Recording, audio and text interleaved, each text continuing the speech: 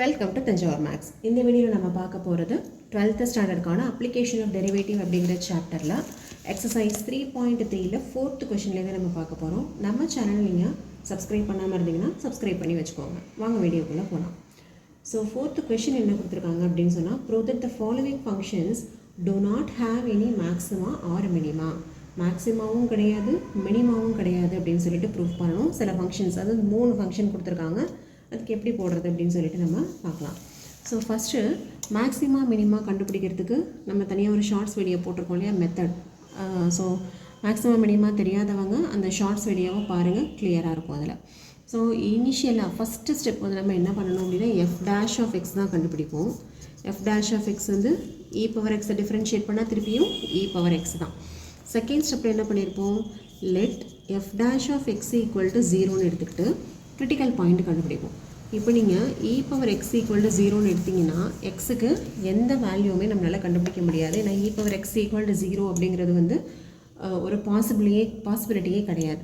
அப்படின்னா கிரிட்டிக்கல் பாயிண்ட்டே நமக்கு வராது. ஸோ கிரிட்டிக்கல் பாயிண்ட்டு கண்டுபிடிக்க முடியல அப்படின்னா மினிமம் மேக்ஸிமா ஃபைண்ட் அவுட் பண்ணவே முடியாது. ஸோ இந்த ஃபங்க்ஷனுக்கு there is no maxima or minima. Okay, so நீங்கள் ஃபைனலாக எப்படி ஆன்சர் எழுதணும் அப்படின்னா, this is not possible for any value of X. எந்த வேல்யூக்குமே e power X equal to 0ன்னு கொண்டு வரவே முடியாது. Therefore F of X does not have maxima or minima. ஏன்னு சொன்னால் நமக்கு கிரிட்டிக்கல் பாயிண்ட்டே இல்லை. கிரிட்டிக்கல் பாயிண்ட் இருந்தால் தானே நம்ம சொல்ல முடியும். அப்போ மேக்ஸிமாவும் கிடையாது, மினிமாவும் கிடையாதுன்னு சொல்லி ப்ரூஃப் பண்ணியாச்சு. நெக்ஸ்ட் அவங்க கொடுத்துருந்த செகண்ட் ஃபங்க்ஷன் என்ன அப்படின்னு பார்த்தீங்கன்னா, G of X equal to log X அப்படின்னு சொல்லி கொடுத்துருந்தாங்க. ஓகே, இப்போ இதுக்கும் நம்ம வந்து ஃபஸ்ட் டெரிவேட்டிவ் கண்டுபிடிக்க போகிறோம். G dash of X equal to 1/x. Log எக்ஸை டிஃப்ரென்ஷியேட் பண்ணால் 1/x. நம்ம அடுத்தது கிரிட்டிக்கல் பாயிண்ட்டுக்கு என்ன போடுவோம், g dash of X equal to 0ன்னு எடுத்துக்கிட்டு தான் கிரிட்டிக்கல் பாயிண்ட்டை நம்ம ஃபைண்ட் அவுட் பண்ணுவோம். அப்படி பார்த்தீங்கன்னா 1/x ஈக்குவல் டு 0.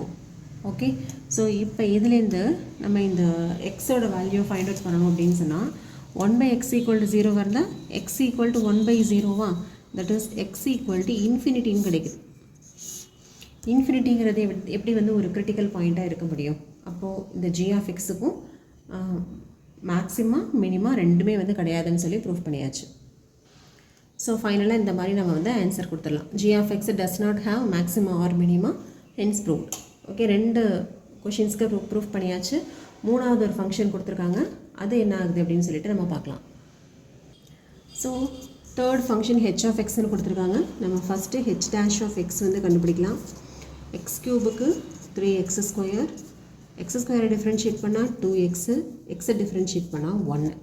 ஓகே, இப்போ அடுத்தது என்னது, let h dash of X equal to 0ன்னு எடுத்துக்கிட்டு கிரிட்டிக்கல் பாயிண்ட் கண்டுபிடிக்கணும். இப்போது 3x², 2x, 1 ஈக்குவல் டு 0. இப்போ இது வந்து ஒரு குவாட்ரடிக் ஈக்குவேஷனாக. குவாட்ரடிக் ஈக்குவேஷன் நம்ம எப்படி சால்வ் பண்ணுவோம் அப்படின்னா, இப்போ இங்கே வந்து கோஎஃபிஷியன்ட் இருக்குது x². ஸோ இதையும் சேர்த்து தான் மல்டிப்ளை பண்ணிக்கணும். நமக்கு என்ன வரணும், மல்டிப்ளை பண்ணால் 3 வரணும், ஆட் ஆர் சப்ட்ராக்ட் பண்ணும்போது 2 வரணும். ஸோ நீங்கள் என்ன 1 3s are 3 அப்படின்னு சொல்லி போட்டிங்கன்னா 2 வராது. ஒருவேளை நமக்கு வந்து 2 வரணும் அப்படிங்கிறதுக்காக இங்கே நீங்கள் நெகட்டிவ் அப்ளை பண்ணிங்கன்னா 3 - 1 2. ஓகே, -3ன்னு வந்துடும் ஆன்சர். பட் நமக்கு வந்து என்ன வரணும், +3 தான் வரணும். ஸோ 3 வரணும் மல்டிப்ளை பண்ணும்போது, ஆட் ஆர் சப்ட்ராக்ட் பண்ணும்போது மிடில் உள்ள 2 வரணும். அப்படின்னா அப்படி எந்த பாசிபிலிட்டியுமே கிடையாது.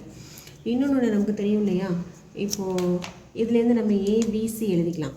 இந்த குவாட்ரடிக் ஈக்குவேஷனில் a equal to 3, b equal to 2, c equal to 1.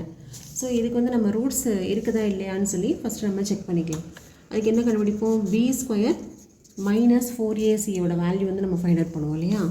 b² என்னது, 2² - 4, ஏக்கு பதிலாக 3, சிக்கு பதிலாக 1.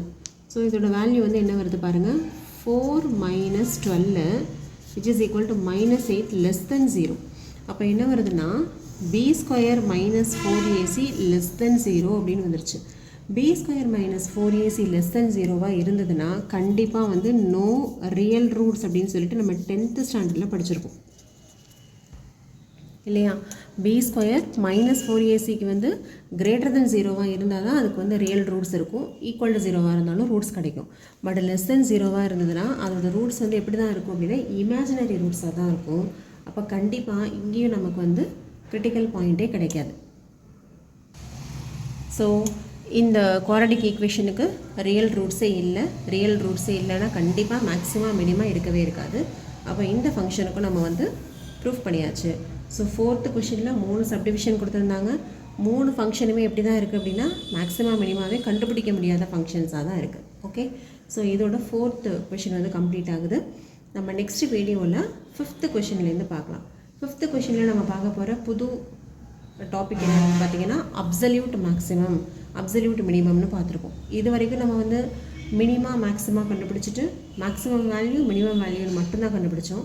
பட் 5th கொஷினில் நம்ம என்ன பார்க்க போகிறோம்னா என்ன கண்டுபிடிக்க போகிறோம் அப்படின்னு பார்த்தீங்கன்னா அப்சல்யூட் மேக்ஸிமம் வேல்யூ கண்டுபிடிக்க போகிறோம். அதே போல் அப்சல்யூட் மினிமம் வேல்யூ கண்டுபிடிக்க போகிறோம். அது எப்படிங்கிறத நம்ம வந்து நெக்ஸ்ட் வீடியோவில் பார்க்கலாம்.